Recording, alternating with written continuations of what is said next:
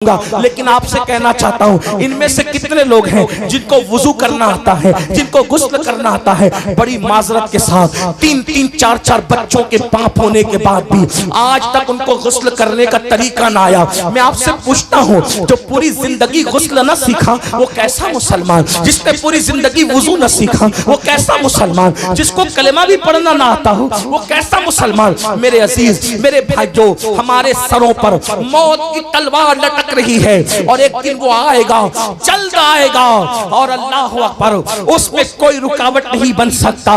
वो मौत की लटकती हुई तलवार हमारे जिस्म से हमारी रूह के रिश्ते को खत्म कर देगी। रूह से जिस्म का रिश्ता टूट जाएगा और जब रूह से जिस्म का रिश्ता टूट जाएगा तो ये दुनिया में हमेशा नहीं रहेंगे। इस दुनिया से कूच करना होगा, इस दुनिया से रुखसत लेनी होगी। अल्लाह अकबर, वहां क्या देखा जाएगा? कफन में फैक्ट्रियां नहीं ले जाओगे, कफन में दौलत नहीं ले जाओगे, कफन में माल नहीं ले जाओगे, कफन में हसब नसब नहीं ले जाओगे। खून के रिश्ते तो यहीं टूट जाएंगे। कफन में क्या जाएगा? अल्लाह अकबर, कुरान कहता है ला तंस नसीबका मिनद दुनिया, अपने नसीब का दुनिया से मत भूल, दुनिया से अपने नसीब का मत भूल। तू दुनिया से कुछ नहीं ले जाएगा, या तो तू कफन में अपना अच्छा अमल ले जाएगा या अपना बुरा अमल ले जाएगा। अल्लाह अकबर, इल्म हासिल नहीं करते इसलिए माँ बाप की हक की अदायगी नहीं करते, इल्म हासिल नहीं करते इसलिए बीवी का हुकूक के हुकूक नहीं जानते, इल्म हासिल नहीं करते इसलिए शराब में, जुए में और अलग अलग जराइम के अंदर मुब्तला है। आइए आपको बताऊं, अल्लाह अकबर, बहुत सारे गुनाहों के अंदर आज जो गुनाह शबाब पर है बहुत तेजी के साथ आगे बढ़ रहे हैं। और जो हमारी कौम के 16-16, 17-17 साल के लड़के जिन गुनाहों के अंदर मुब्तला है वो 3 हैं और ये 3 गुनाह बहुत कसरत से आम हो रहे हैं। नंबर 1 नाजायज ताल्लुकात अफेयर के हवाले से, नंबर 2 जुआ और नंबर 3 शराब। ये तो इल्म की कमी है, लेकिन याद रखना इल्म की कमी कोई उज़्र नहीं है। मैंने आपको बता दिया। अल्लाह अकबर, आज शायद ही कोई लड़का ऐसा होगा या इल्ला माशाअल्लाह कोई बेटी ऐसी होगी, आप बुरा नहीं माने, सबकी बात नहीं करता, मैं चंद की बात करता हूँ, लेकिन हालात ये हैं जहाँ तक में अल्लाह पाक जरूरत है, खुदा करे मेरे दिल का दर्द वहां तक पहुंचे। कौम की बेटियां अल्लाह अल्लाह अजनबी लड़कों से बात करें, नौजवान लड़के अजनबी लड़कियों से बात करें और फिर उसको गर्ल फ्रेंड का नाम कोई दे दे, कोई उसको जो है वो अल्लाह अकबर बॉयफ्रेंड का नाम दे दे। इस्लाम में इसका कोई तसव्वुर नहीं है। मेरे अजीज भाइयों, दीन सीखो तो दीन आपको बताएगा। चचा जाद भाई से, सगे चचा के बेटे से भी बालिग लड़की को पर्दा करना वैसे ही फर्ज है जैसे अजनबी मर्दों से पर्दा करना फर्ज है। जो मजहब चचा जाद भाई से पर्दा करने का हुक्म देता हो,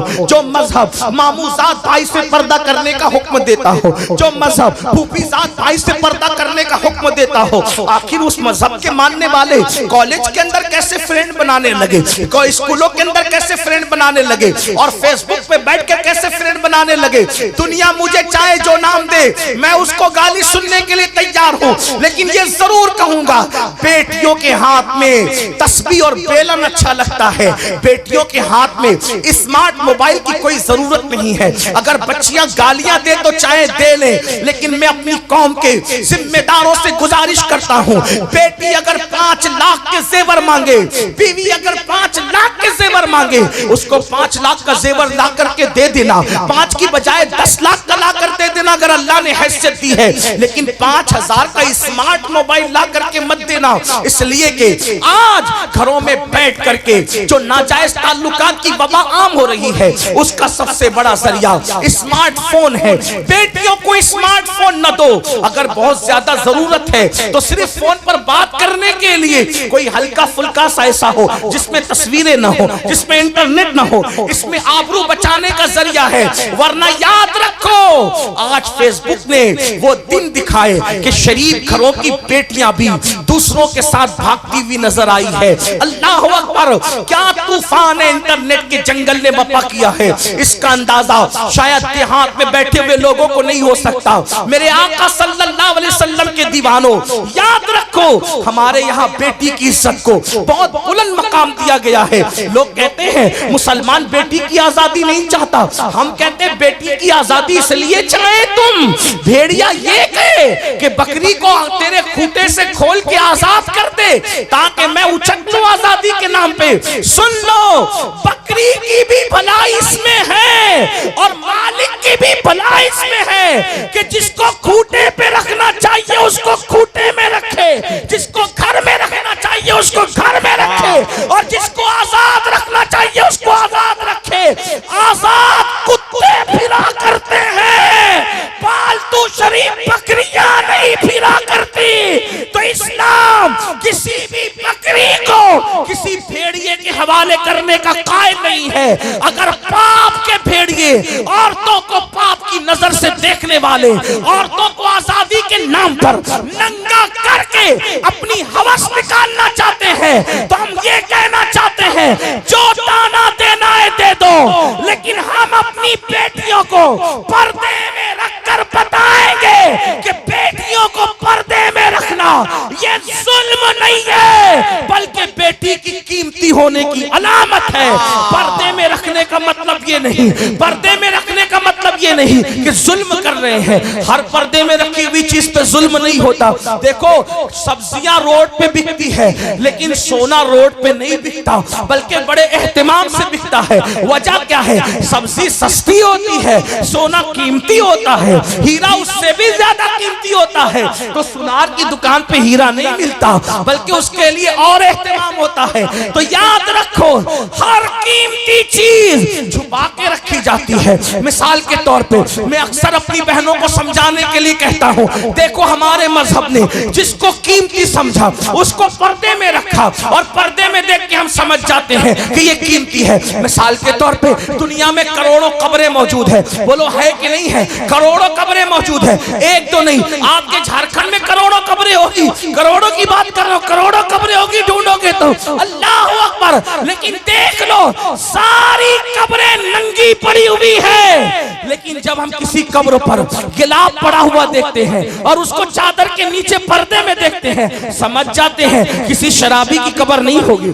किसी जुआरी की नहीं होगी, किसी जानी की नहीं होगी, बल्कि ये कीमती कब्र है। इसलिए इस पे कपड़ा और पर्दा डाल दिया गया है, इस पे गिलाफ डाल दिया गया है। इसी तरह देखो दुनिया की सारी मस्जिदें बेपर्दा है, लेकिन जो मस्जिदों में सबसे अफजल तरीन मस्जिद है जिसे काबतुल्लाह शरीफ कहते हैं उसको गिलाफ में ढक करके बताया गया है। और मस्जिदें अलग है, दिल्ली की जामा मस्जिद की इज्जत अलग है मगर वो बेपर्दा है और अल्लाह के काबे की हुर्मत अलग है, इसलिए उसको पर्दे में कर दिया गया है। पता चला हर इज्जत की चीज को पर्दे में किया जाता है। देखो दुनिया में करोड़ों किताबें हैं, सारी किताबें बेपर्दा पड़ी हुई है, लेकिन कुरान को पर्दे में रखा जाता है। जिस किताब को हम पर्दे में देखते समझ जाते हैं, बुखारी नहीं होगी, मुस्लिम नहीं होगी, तिरमिजी नहीं होगी, इब्ने माजा नहीं होगी, साइंस टेक्नोलॉजी अलजेब्रा की किताबें नहीं होगी, यकीनन ये अल्लाह का कुरान होगा। इसीलिए इसको पर्दे में रखा गया। सारी किताबें इज्जत वाली, मैं बेइज्जत नहीं कर रहा हूं, लेकिन सब इज्जत वाली में जो इज्जत वाली सबसे ज्यादा किताब थी उसको पर्दे में रखा।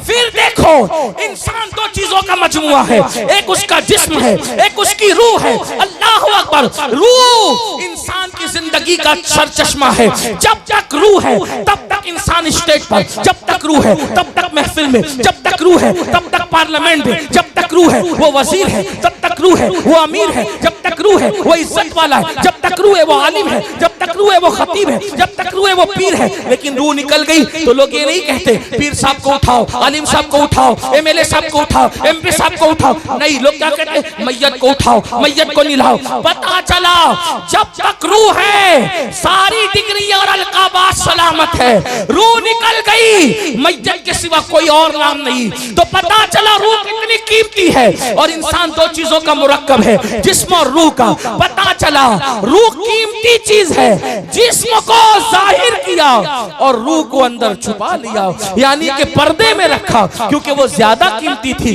इसी तरह मजहब भी दो चीजों का मजमुआ है, एक है अमल, एक है अकीदा। अमल के बगैर कोई मुसलमान हो सकता है, अकीदे के बगैर मुसलमान नहीं हो सकता। इसलिए अमल को जाहिर रखा और अकीदे को दिल में छुपा लिया। तो हर चीज जो बहुत ज्यादा अहम थी उसको पर्दे में रखा। बल्कि अब कह ले कि मखलूक को बेपर्दा किया और मखलूक बनाने वाला खालिक खुद अपनी शान के मुताबिक पर्दे में है। पर्दा जुल्म है। अगर पर्दा जुल्म होता तो खल्ला के कायनात पर्दे में क्यों? पर्दा जुल्म नहीं है, पर्दा तो इज्जत वालों की अलामत है, पर्दा तो वकार वालों की अलामत है। इसलिए औरतों से कहते हैं जो जालिम टीवी पर आकर भौंके कि औरतों पे जुल्म हो रहा है पर्दे की वजह से, उनसे कहो जुल्म तुम्हारे यहाँ हो सकता है, हमारे यहाँ औरत कीमती, कितनी कीमती है। हमारे यहाँ औरत का दूसरा नाम सैयदा फातिमा है, हमारे औरत का दूसरा नाम सैयदा ज़ैनब है, हमारे औरत का दूसरा नाम आयशा सिद्दीक़ा है, हमारे औरत का दूसरा नाम खदीजतुल कुबरा है। और अगर समेट ले उसको, औरत का नाम या तो माँ है, औरत का नाम या तो बहन है, औरत का नाम या तो बीवी है, औरत का नाम या तो बेटी है। चार रूप है औरतों के, माँ है, बहन है, बीवी है या बेटी है। अब अंदाजा फरमाए, अगर वो बेटी है तो बेटी को रसूलुल्लाह फरमाते हैं जिसके घर बेटी पैदा हुई वो खुशी करे, वो बेटी अपने बाप के लिए जन्नत और रहमत है। पता चला बेटी बन के पैदा हुई तो जन्नत और रहमत, और अगर जवान हो गई तो अल्लाह अकबर, जवान होकर शादी करके किसी के घर गई तो आका फरमाते हैं नेक बीवी शौहर के लिए जन्नत। और उसके बाद फरमाया जब कोई माँ बन जाए औरत तो फरमाया अल जन्नतो तहता अक़दामिल उम्महातिकुम, कि तुम्हारी जन्नत तुम्हारी माओ के कदमों के नीचे है। औरत बेटी है तो जन्नत, बीवी है तो जन्नत, माँ है तो जन्नत। तो हमारे यहाँ जन्नत का तसव्वुर ये है, और जन्नत हमारे यहाँ बेपर्दा नहीं है। कहने जिंदाबाद जिंदाबाद। जो जन्नत हो वो बेपर्दा नहीं है, बल्कि जन्नत पर्दे में है, और इतनी पर्दे में है कि कुरान कहता है इंदा सिदरतुल मुंतहा। वो कहाँ है? वो सिदरतुल मुंतहा पर है जिसे जन्नत कहते हैं। यानी जन्नत को 7 आसमानों के पर्दे में, जन्नत को 7 आसमानों के पर्दे में रहे। और हमारे यहाँ औरत जन्नत से कम नहीं है, किसी के यहाँ और कुछ भी हो सकता है। लोगों ने जुओं में हारा इसलिए उनको अहमियत हो या ना हो, लोगों ने गुम कर दिया उन्हें अहमियत हो या ना हो, लोगों ने उनका सौदा किया अहमियत हो या ना हो, हमारे यहाँ तो बड़ी अहमियत है। इसलिए तो पहली बात ये अर्ज कर रहा था कि आज नाजायज ताल्लुकात के हवाले से बहुत ज्यादा मामला बढ़ रहे। नंबर 2 जुआ, जुए के मामला, खास तौर पे आज इंटरनेट पर जो जुआ आम हो रहा है, और उसको मैं समझता हूँ कि नाक की क्लिप सुनो, बयान की क्लिप सुनो, कोई क्लिप सुनो, उसमें जंगली रमी का एडवर्टाइज जरूर आता है। उसकी इश्तिहारबाजी बहुत कसरत से हो रही। कोई कहता मैंने करोड़ जीता, कोई कहता मैंने 2 करोड़ जीता, कोई कहता मैंने इतना जीता। याद रखें जुआ ये हराम, इतना समझ। और ये जुआ ऐसे ही है जैसे चूहा, समझे? जुआ ऐसे ही है जैसे चूहा। मतलब क्या? जब किसी चूहे को मारना होता है तो पिंजरे के अंदर रोटी लटकाई जाती है। चूहा रोटी देखकर आता है और आने के बाद जैसी रोटी खींचता है तो रोटी मुंह में आए या ना आए, लेकिन पिंजरे का दरवाजा बंद हो जाता है और फिर चूहा हमेशा के लिए अपना वजूद खो देता है। ऐसे ये जुआ एक लटकती हुई रोटी की तरह है जैसे चूहे के लिए। ये लालच में मत आओ, इजी मनी के चक्कर में जो भी पड़ा वो रोड पे आ गया। रातों रात करोड़पति बनने के चक्कर में जो भी पड़ा, जो पूंजी थी वो भी खत्म हो गई। एक तो पूंजी गई, और अगर जीता जुआ में तो उसका कपड़ा पहना, तो जब तक वो कपड़ा बदन पर है न दुआ कबूल है न नमाज कबूल है। अगर उसी जुए से घर बनाया तो जब तक उसकी ईंट बाकी रहेगी जुआ खेलने वाले पे अल्लाह की लानत बरसती रहेगी। और सबसे बड़ा खसारा और नुकसान दिल के कानों से सुन लो, अगर सुन सकते हो तो। मेरे आका गैब दा नबी सल्लल्लाहु अलैहि वसल्लम ने फरमाया कि जिसने दुनिया में जुआ खेला होगा, जब वो कयामत के दिन उठेगा तो उसका हाथ सूअर के खून में रंगा हुआ होगा, उसका हाथ सूअर के खून में रंगा हुआ होगा।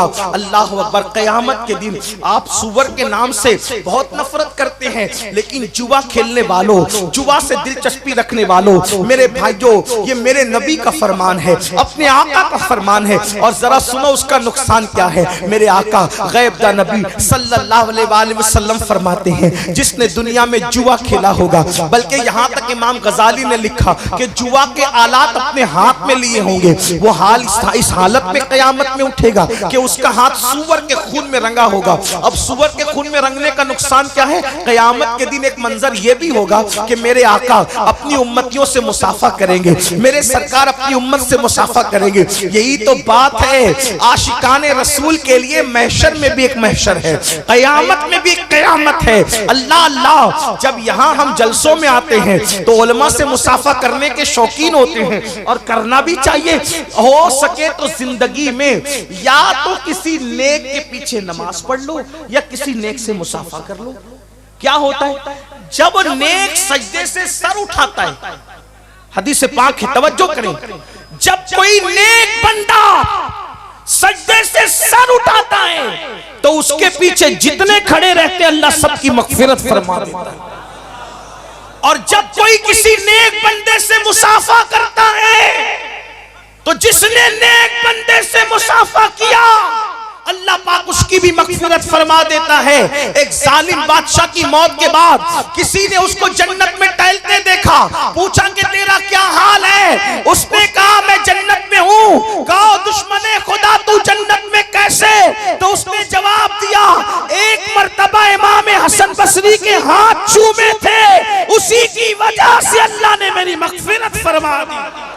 आपसे पूछता हूँ उलमा सादात नेक बंदों से मुसाफा जब इतनी बड़ी बात है तो कयामत के दिन कैसी लालच होगी जब वो हुस्ने सरापा, वो जलवे जहां आ रहा, वो हुस्ने तमाम, वो हुस्ने कामिल, वो रश्के कमर, अल्लाह अकबर, वो रश्के गुल, बल्कि रश्के गुलशन। मेरे इमाम कहते हैं वो है लम्हाए नाजुक उनके हजार चढ़ते हैं फूल जिनसे, वो है लम्हाए नाजुक उनके हजार चढ़ते हैं फूल जिनसे। गुलाब गुलशन में देख बुलबुल, ये देख गुलशन गुलाब में है, कितने खूबसूरत है मेरे आका। अल्लाह अकबर। फरमाया गया कयामत में मेरे आका अपनी उम्मत से मुसाफा करेंगे। लेकिन आप मुझे बताओ जिनके हाथ जुआ खेलने की वजह से सूअर के खून में रंगे हुए होंगे, ऐ मेरी कौम के जवानों जरा उस वक्त का तसव्वुर करो, उस वक्त का तसव्वुर करो, उन हालात का तसव्वुर करो, उस कयामत का तसव्वुर करो। आका का जलवा सामने है और तुमने जुआ खेला है और हाथ सूअर के खून में है, तो क्या मेरे आका से मुसाफा कर सकोगे। उस वक्त का पछताना कैसा पछताना होगा, उस वक्त की हसरत कैसी हसरत होगी, उस वक्त की तकलीफ कैसी तकलीफ होगी। मगर याद रखो उस वक्त के पछताने से कोई काम नहीं आएगा, कुछ हाथ नहीं आएगा। अगर पछताना है तो अभी, तौबा करना है तो अभी, पलटना है तो अभी, अल्लाह अकबर, रुजू करना है तो अभी। और तीसरा और आखिरी गुनाह तो बहुत है, लेकिन अब आखिरी गुनाह पढ़कर अपनी गुफ्तगू मुकम्मल करना चाहता हूँ, लेकिन सबको ध्यान से सुनना होगा। वो गुनाह कौन सा है। वो गुनाह नशे का गुनाह है। आज अल्लाह अकबर फिल्मों की वजह से, सीरियलों की वजह से, आवारा दोस्तों की वजह से नशा बढ़ता जा रहा है, इतना बढ़ रहा है। कोई नशे से, कोई शराब से नशा कर रहा है, कोई एमडी से नशा कर रहा है, कोई इंजेक्शन से नशा कर रहा है, कोई हीरोइन से नशा कर रहा है, कोई चरस और भंग से नशा कर रहा है, कोई गोलियों से नशा कर रहा है, कोई दवाओं से नशा कर रहा है। याद रखना मेरे आका गैब दा नबी सल्लल्लाहु अलैहि वसल्लम ने फरमाया कुल्लु मुस्किरिन हराम, हर नशावर चीज हराम है। मेरे भाइयों हर नशा हराम है, किसी भी नशे की इजाजत नहीं दी गई। और आप जानते हैं अल्लाह अकबर किताबों में लिखा है अब्दुल मलिक इब्ने मरवान के दरबार में, मरवान का बेटा अब्दुल मलिक जब वो बादशाह बना उसके दरबार में कफन चोर आया और उसने कहा मैंने कफन चोरी से तौबा की। तो मरवान के बेटे अब्दुल मलिक ने पूछा ए कफन चोर तूने कैसे तौबा की, क्यों तौबा की। तो तौबा करने की वजह क्या है? तो उसने बयान किया, एक मर्तबा मैं कफन चोरी करने गया तो मैंने क्या देखा, एक कब्र मैंने खोली, तो कब्र खोलने के बाद क्या देखा कि मुर्दे का चेहरा किबले से फिरा हुआ है, मुर्दे का चेहरा किबले से फिरा हुआ है और उसकी कब्र में आग भड़क रही है। अल्लाह अकबर, उसकी चीखें निकल रही है। मैं हैरान होकर भागा तो गैब से आवाज आई, ऐ बंदे पूछना नहीं कि इसका चेहरा किबले से क्यों फिरा हुआ है, इसकी कब्र में आग क्यों भड़क रही है। तो मैंने पूछा क्यों भड़क रही है, तो कहा ये नमाज में सुस्ती करता था, ये नमाज नहीं पढ़ता था, इसलिए इसका चेहरा किबले से फिरा हुआ। मुझे ये हिकमत समझ में आई, बेनमाजी का चेहरा किबले से फिरा हुआ क्यों? क्योंकि वो दुनिया में किबले की तरफ रुख नहीं करता था। तो जीते जी जिसने नमाज की हालत में किबले की तरफ रुख नहीं किया, अल्लाह अकबर, अल्लाह ने मरने के बाद उसका मुंह किबले से फेर दिया। अल्लाह अकबर, ये भी बड़ा दर्दनाक अलमिया है। हालांकि मेरा उन्वान आज नमाज नहीं, मुझे जो उन्वानात दिए गए मैं उसके एंड पर पहुंच रहा हूं, लेकिन इतना जरूर कहूंगा, आज बड़े अफसोस की बात, फेसबुक, व्हाट्सएप, यूट्यूब के लिए, दोस्तों के लिए, सबके लिए वक्त है। अगर वक्त नहीं है तो मेरे अल्लाह के लिए वक्त नहीं है। ऐ मेरे आका सल्लल्लाहु अलैहि वसल्लम के दीवानों, याद रखो, किस मुंह से कहते हो कि नबी के नाम पे जान दे देंगे, किस मुंह से कहते हो नबी के नाम पे सब कुर्बान कर देंगे। जो कौम अपने नबी के नाम पर 10 मिनट का वक्त कुर्बान न कर सके, मेरे भाइयों, नमाज के लिए 10 मिनट से ज्यादा का टाइम नहीं लगता। सुन लो, अल्लाह के रसूल गैब का नबी सल्लल्लाहु अलैहि वसल्लम फरमाते हैं, ऐ मेरे सहाबा, आका ने अपने असहाब से कहा, ऐ मेरे सहाबा, दुआ करो, अल्लाह किसी को बदबख्त न करे, अल्लाह किसी को महरूम न करे। इस हदीस को दिल के कानों से सुन लो, मेरी बात में तवज्जो करें, गौर फरमाएं। अल्लाह अकबर, आका क्या फरमाते हैं, ऐ मेरे सहाबा, ये दुआ करो, अल्लाह किसी को बदबख्त और महरूम न करे। सहाबा किराम ने अर्ज़ की, आका बदबख्त कौन है, महरूम कौन है? तो आका फरमाते हैं, जो नमाज छोड़ देता है वो बदबख्त भी है और वो महरूम भी है। और मेरे आका ने यहाँ तक फरमाया, जिसने जानबूझकर नमाज छोड़ दी वो मेरे जिम्मे से बाहर हो गया, वो मेरे जिम्मे से खारिज हो गया। क़यामत के दिन उसके साथ मेरा कोई वादा नहीं है। अल्लाह अकबर, क्या समझ रहे हो? आका करीम सल्लल्लाहु अलैहि वसल्लम ने यहाँ तक इरशाद फरमाया, जिसने नमाज छोड़ दी अल्लाह उसके किसी अमल को कबूल नहीं करेगा। अल्लाह अकबर, ऐ मस्जिदों को वीरान